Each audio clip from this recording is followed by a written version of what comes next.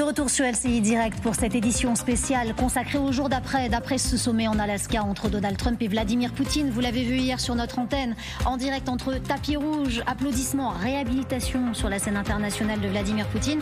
Le sommet entre ces deux présidents s'est conclu sans accord, sans cessez-le-feu. Jusqu'à présent, nous sommes d'accord. Mais qu'est-ce qui a été dealé entre les deux hommes pendant plus de 2h30 à huis clos? Qu'est-ce qui a été dealé dans la voiture de Beast, la voiture surprotégée du président américain pendant 10 minutes alors qu'ils se rendaient à l'endroit où ils allaient converser pendant plus de 2h30. En tout cas, on écoute le président Trump à la sortie de cette rencontre avec Vladimir Poutine. C'était très profond et je dirais que nous avons eu une réunion très productive. Nous nous sommes mis d'accord sur de nombreux points, à l'exception de quelques points importants sur lesquels nous ne sommes pas encore tout à fait d'accord, mais nous avons fait des progrès. Nous nous sommes mis... Pardon, j'ai été obligée de prendre des notes. Nous nous sommes mis d'accord, sauf sur les points sur lesquels nous ne sommes pas d'accord. Non mais vraiment... Le cheval blanc d'Henri IV. Enfin, on ne va pas taper sur Donald Trump. Il a tout de même le courage de rencontrer Vladimir Poutine. On va quand même rappeler qu'il est le seul à le faire, certes, mais je ne comprends pas cette phrase. Nous nous sommes mis d'accord sur des points, sauf sur les points sur lesquels nous ne sommes pas d'accord. Ils se sont mis d'accord ou pas? Mais immeuble, c'est tout. Enfin, il y a deux options. Soit effectivement, ils ont déjà conclu un pacte secret et il y aura de très mauvaises nouvelles pour Zelensky à Washington lundi et ils ont déjà acté, c'est ce qui a été sous-entendu dans l'interview sur Fox News, des questions sur les territoires. Soit ils n'ont débouché sur absolument rien et Trump se contente de meubler. Cette phrase, ça me rappelle en fait ce qu'il avait dit après ce sommet, vous vous souvenez, en 2018 avec Kim Jong-un. Comme ça n'avançait absolument pas, ils ont signé des papiers qui n'avaient absolument aucun sens, des déclarations totalement vides. Eh bien, Trump n'a pas arrêté de meubler jusqu'à laisser pourrir le sujet. Si ça se trouve, il est en train de faire la même chose avec les négociations sur l'Ukraine. En fait, ça flaire quand même l'amateurisme complet, cette affaire-là.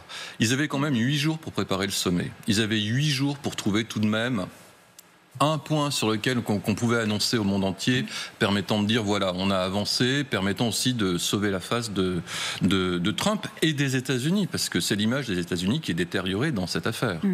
Et à l'arrivée, là, c'était sur CNN hier soir, un commentateur, alors c'est CNN évidemment, un commentateur disait c'est malaisant du début à la fin, ce sommet. Parce que c'est extrêmement peu professionnel, tant dans l'organisation, tant sur la forme que sur le fond. Je ne sais pas si on pourra parler de tous les couacs, tous les ratés et la précipitation avec laquelle Poutine a quitté le sol américain hier, mais tout de même, quel amateurisme des équipes de la Maison-Blanche. Jean de Guignesti, Vincent Crouzet nous dit ils avaient 8 jours pour préparer, c'est pas mal.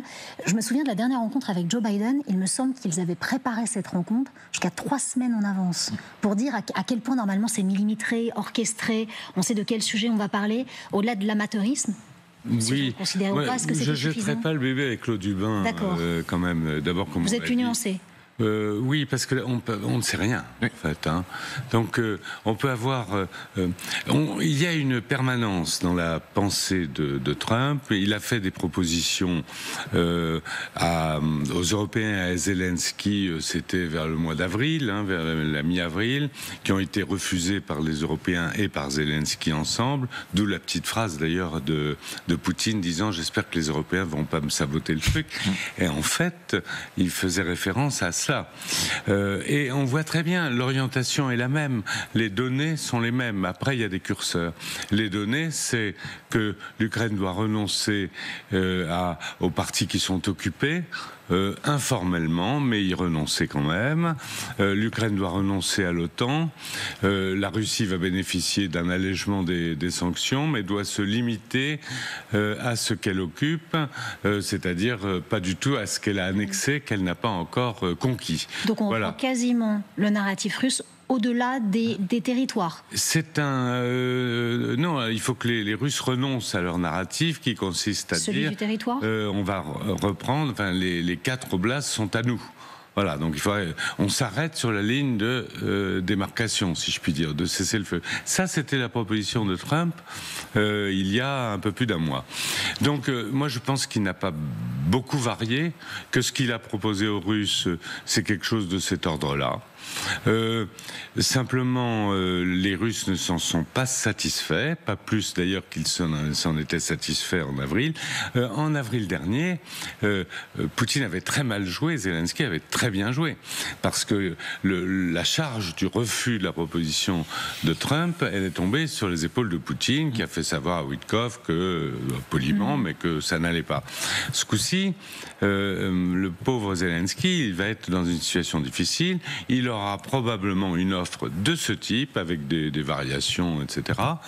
Et il va falloir qu'il dise, je dis pas oui ou non, mais en tout cas qu'il réussisse à s'exonérer d'avoir cassé le processus. Marianne Babiche.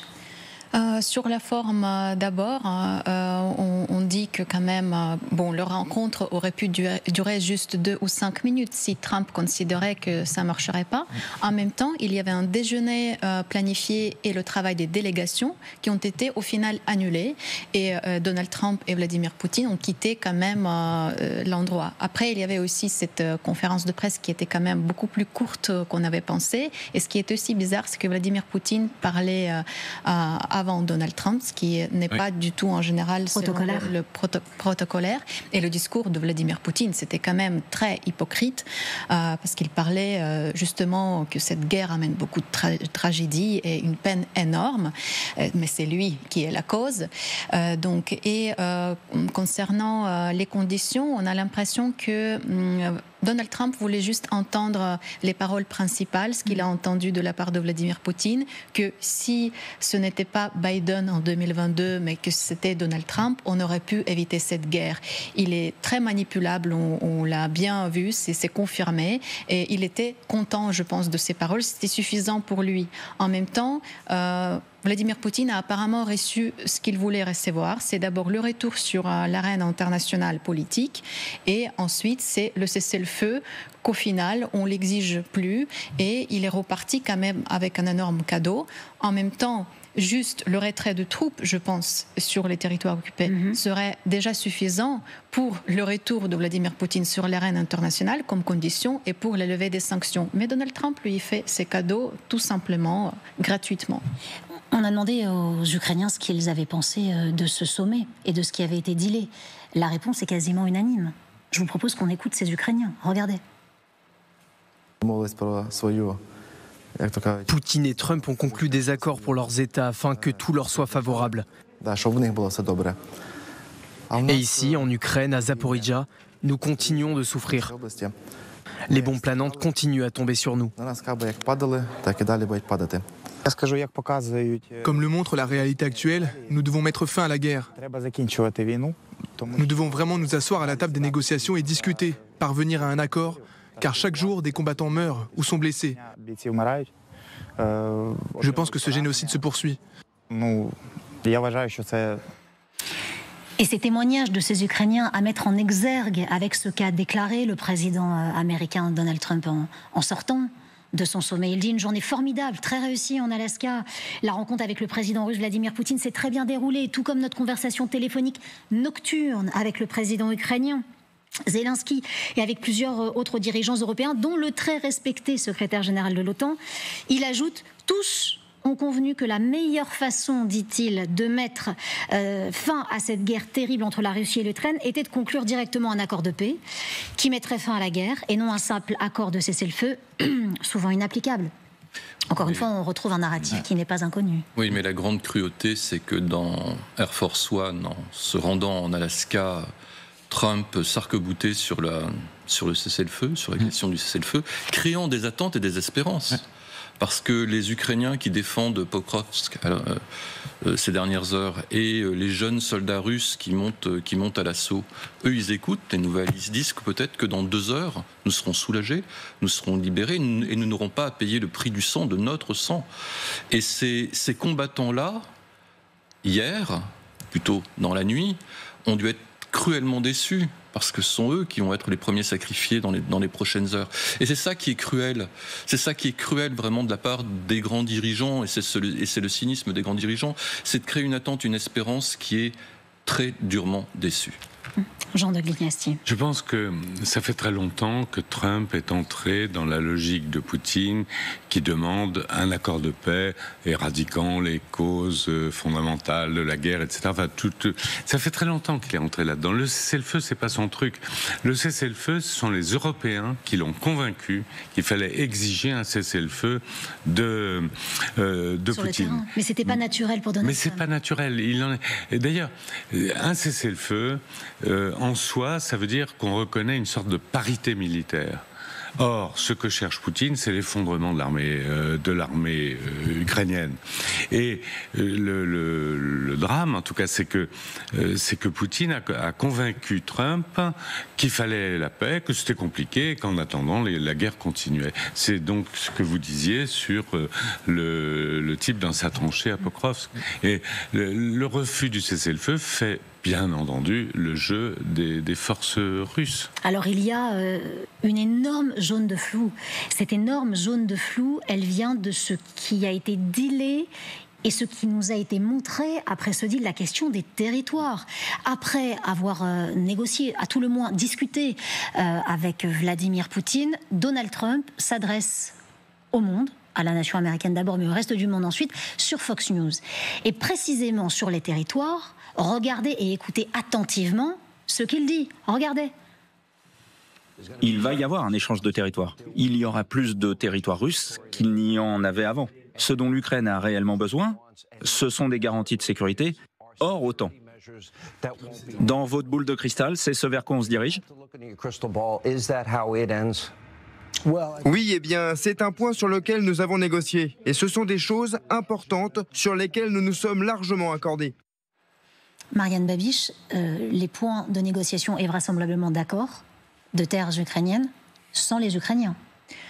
Oui, c'est malheureusement actuellement la réalité de ces négociations que Trump mène, mais c'est pas possible de conclure un accord sans les Ukrainiens sur les territoires.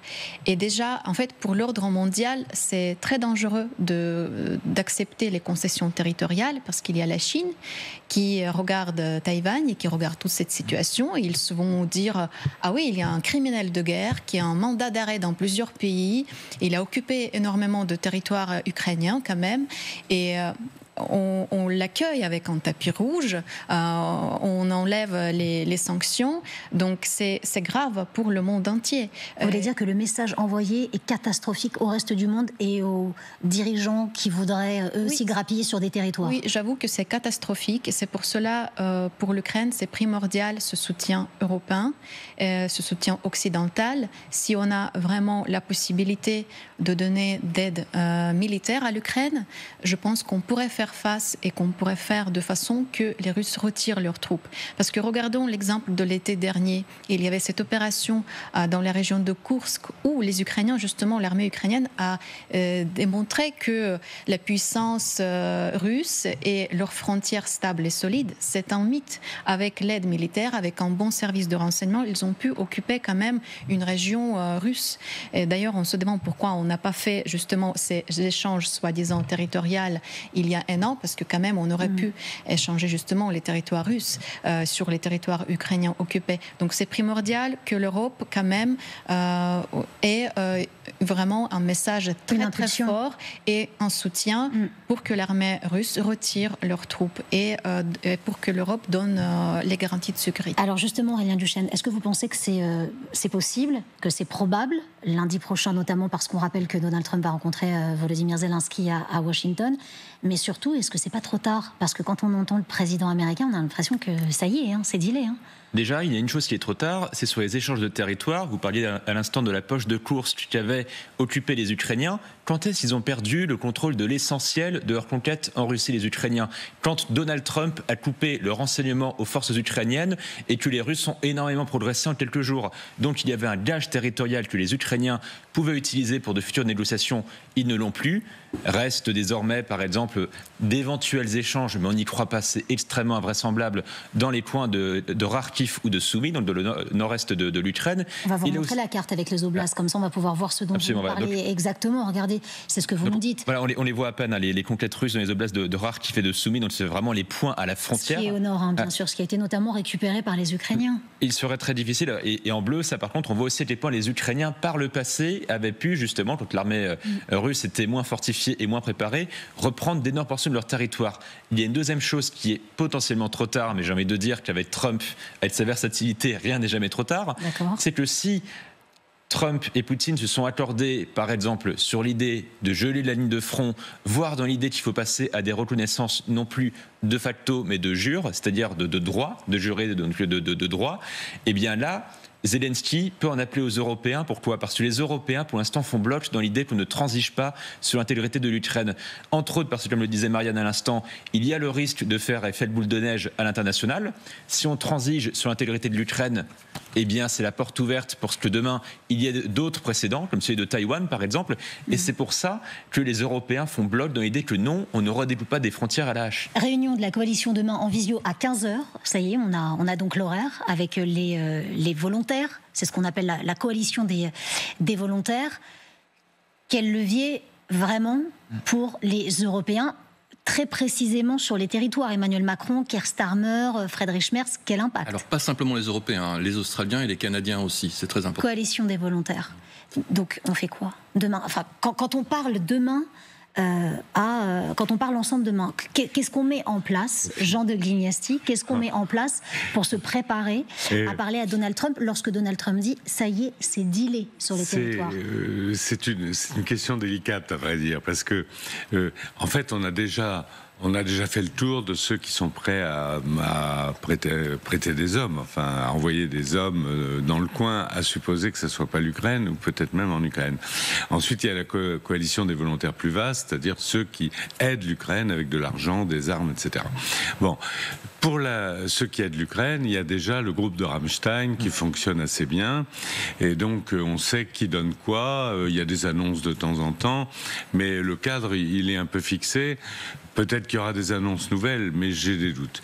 En revanche, encore une fois, la coalition des volontaires et la partie de cette coalition des volontaires, c'est-à-dire les 5 États qui sont prêts à donner des hommes pour participer à la garantie de sécurité de l'Ukraine, cela, il se situe dans l'après-accord. Parce que là, il est clair pour tout le monde qu'il n'est pas question de garantir la sécurité de l'Ukraine au cours des combats. Il faut un accord, il faut un cessez-le-feu. On l'a demandé, on l'a pas eu, ou il faut un accord de paix, et bon, ça risque de prendre du temps, ou ça risque d'être imposé brutalement à l'Ukraine. Donc en fait, la réunion de demain, je m'interroge sur son efficacité, mais ça reste en suspens pour vous. Hein. Oui, alors peut-être qu'il y a... Non, mais monsieur l'ambassadeur, je pense que c'est surtout une question de principe, je pense, de sentir que l'Ukraine soit adossée aux Européens. Ensuite, l'histoire de l'intégrité territoriale, pour revenir à ça, c'est tout de même le bâton M, 3 petits points, dans l'histoire. Et non, mais c'est vrai, puisque de toute manière, c'est le point sur lequel les deux parties ne s'entendront jamais. Donc, si Trump le ressort hier soir pendant l'interview de Fox, c'est aussi pour induire un point qui va lui permettre de gagner du temps, puisque les deux parties ne vont pas s'entendre, et que de toute manière, ça permettra à Trump de dire, ben voilà, on est rentré sur des négociations beaucoup plus longues, on va vers un accord de paix, mais ça va prendre des mois, donnant d'ailleurs du temps à Poutine pour perpétuer sa guerre. On se pose une question, qui est le grand gagnant? Qui est le grand gagnant de ce sommet? Alors c'est toujours très dur de dire il y a un gagnant et un perdant. En règle générale, quand on négocie avec quelqu'un, c'est de facto qu'on n'est pas d'accord. Si on était d'accord, il n'y aurait pas de négociation. Donc en l'occurrence, on n'est pas d'accord, on négocie, d'accord. Mais la presse ukrainienne ce matin a beaucoup titré Poutine 1, Trump 0. Est-ce que c'est la réalité? Est-ce que vous le percevez comme ça? Est-ce qu'il y a un gagnant? Est-ce qu'il y a un perdant? Si on part de l'idée que la priorité de Trump, c'est normaliser ses relations avec la Russie et que l'Ukraine, il s'en fout, et c'est ce que j'ai tendance à penser, dire 0-1, ça n'a pas grand sens, puisque ce qui l'intéresse, c'est d'avoir établir une relation fructueuse, business, avec matières premières, uranium, Arctique, coordination sur l'Iran, éventuellement relance de la limitation question des armements nucléaires, etc. Ça l'intéresse. Mais en fait, on ne sait même pas si dans ce domaine, il a obtenu des choses. Il y a peut-être un élément de réponse. Il dit, Donald Trump, cette rencontre a été un 10 sur 10. C'est ce que vous évoquiez tout à l'heure, Vincent Crouzet. C'est ce qu'il dit. Nous nous sommes très bien entendus. C'est une bonne chose que deux grandes puissances s'entendent, surtout lorsqu'il s'agit de puissance nucléaire. Il dit ça. Donc ça, c'est ce qu'il dit lui. Puis de l'autre côté, il y a la télévision russe qui jubile un petit peu. Oui, et puis toutes les images en direct quasiment étaient diffusées par le Kremlin, ce qui n'était pas le cas d'ailleurs de la Maison-Blanche. Oui, c'était fait. Donc il y avait une asymétrie de communication entre les deux camps. Pour tout dire, oui, 0-1, pourquoi ? Parce que Trump a créé d'énormes attentes autour de ce sommet, ce qui n'était pas le cas de Poutine. Poutine, lui, il souhaitait simplement deux choses, le rétablissement des relations formelles entre la Russie et les États-Unis, et puis une nouvelle forme de reconnaissance internationale, ce qu'il a obtenu. Télévision russe, regardez ce qu'eux en ont pensé. Donald Trump a déjà livré son bilan de la rencontre avec le président russe. Sur une échelle de 0 à 10, il a attribué la note maximale de 10 aux négociations. Il a indiqué que Washington et Moscou s'étaient mis d'accord sur des garanties de sécurité pour l'Ukraine. Il exhorte Kiev à conclure un accord avec la Russie et appelle l'Europe à s'impliquer davantage dans la résolution du conflit. Le président américain a enfin précisé que Washington ne prévoyait pas de nouvelles sanctions contre Moscou ni contre ses partenaires commerciaux. Là où on va encore plus loin, on monte d'un cran, Aurélien Duchesne, c'est que pendant que les deux hommes parlent dans cette très courte conférence de presse après le sommet, il y a d'un côté Donald Trump, il y a de l'autre Vladimir Poutine. Et Vladimir Poutine, il dit on n'aurait jamais été là, en tout cas, si ça avait été un autre président. Vraiment, peut-être que par ailleurs, il n'y aurait pas eu de guerre si vous aviez déjà été là, etc., etc. Il y a une façon de parler à Trump qui est hyper intéressante, que connaît parfaitement Vladimir Poutine. Absolument. Et quand vous écoutez ce que Trump dit de ses échanges avec Poutine, il dit par exemple que Poutine l'aurait conforté dans son idée que l'élection a été volée. Alors, si c'est l'expert numéro 1 en fraude électorale de la planète qui est réélu avec parfois 125% des voix dans certaines villes qui le dit à Trump, c'est que ça doit être vrai. Il y a aussi le fait, par exemple, que Trump, vous regardez ses interventions depuis une semaine, à chaque fois qu'il parle de la guerre d'Ukraine, c'est pour dire que c'est la guerre de qui ? De Biden. C'est pas la guerre de Poutine, c'est celle de Biden. Ensuite, à chaque fois, il revient à ses propres affaires. Et il a même reparlé, là, en marge de ce sommet, de l'interférence russe dans l'élection présidentielle américaine de 2016, en soulignant à quel point Poutine n'y croyait pas. Il retombe d'ailleurs dans le piège de 2018 quand Trump avait préféré donner raison à Poutine plutôt qu'à ses services secrets qui disaient qu'il y avait interférence russe de la présidentielle. Mais en même temps, je ne veux pas prendre la défense ici de Donald Trump, j'essaie juste de me faire l'avocat du diable. Il y avait une réunion qui était prévue par la suite, notamment pour parler de ce que pouvaient faire ces deux grandes puissances au niveau du business. Elle a été annulée. Qu'est-ce que ça veut dire ?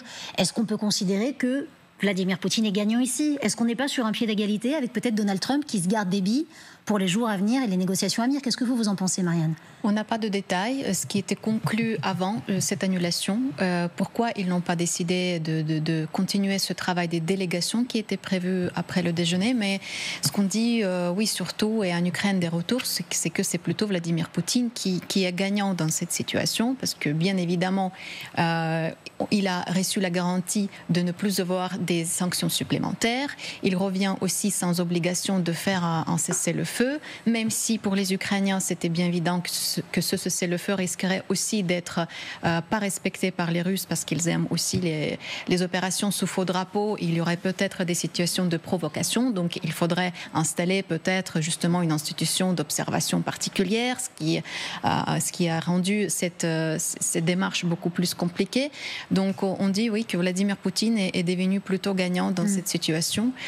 Donc pour Donald Trump, j'espère que encore une fois la coalition de volontaires va lui parler, mais comme on voit, il est très manipulable dès qu'il est avec Vladimir Poutine. Il suit les narratifs russes, même après ce voyage d'ailleurs de Vitkov aussi en Russie.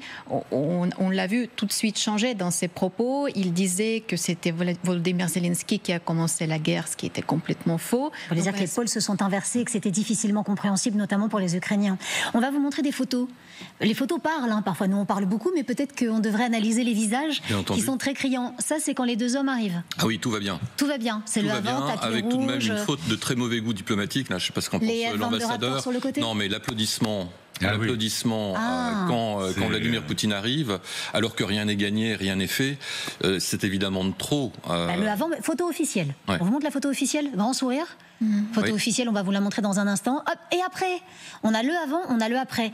Les images sont tout de même parlantes. Pardon de nous arrêter 1 minute sur ces images. Le avant, Donald Trump, grand sourire, poignée de main des deux hommes. La photo après, peut-être est-il un peu fatigué aussi, Donald Trump, c'est possible, il est âgé lui également. Ça c'est très clair. Il y a une différence, d'ailleurs, on l'a vu quand ils ont descendu d'ailleurs les marches des passerelles des deux avions. C'était pas la même dynamique de la descente. L'un qui a descendu 2 fois plus vite les marches que l'autre. Pourtant, il n'est pas tout jeune non plus. Non, il n'est pas tout jeune. Il y a une dizaine d'années de différence entre les deux, à peu près. Non. Il y en a un qui est de 45 et l'autre de 52, je crois. Mais néanmoins, il y en a un qui a l'air beaucoup plus en forme que l'autre. Au-delà de la forme, qu'est-ce que ça veut dire des négos ? Qu'est-ce que vous voyez derrière ça, Jean de Glinessi ? Pour résumer, je pense que Trump considère que Poutine n'a pas payé assez le prix d'une réconciliation avec les États-Unis. Manifestement, Trump n'est pas enchanté. Il fait avec ce qu'on lui a donné, mais il considère que c'est pas assez. Mais comme, encore une fois, il veut se débarrasser de la question ukrainienne, il prend ce qu'on lui a donné. Il y a un débat en Russie. Oui, le débat en Russie, c'est combien vaut la normalisation avec les États-Unis. Et il y en a qui disent ça vaut rien parce que Trump, il ne sera pas là dans 3 ans et que nous avons du concret sur le terrain en Ukraine. Et il y en a d'autres qui disent il faut y aller, il faut faire un effort.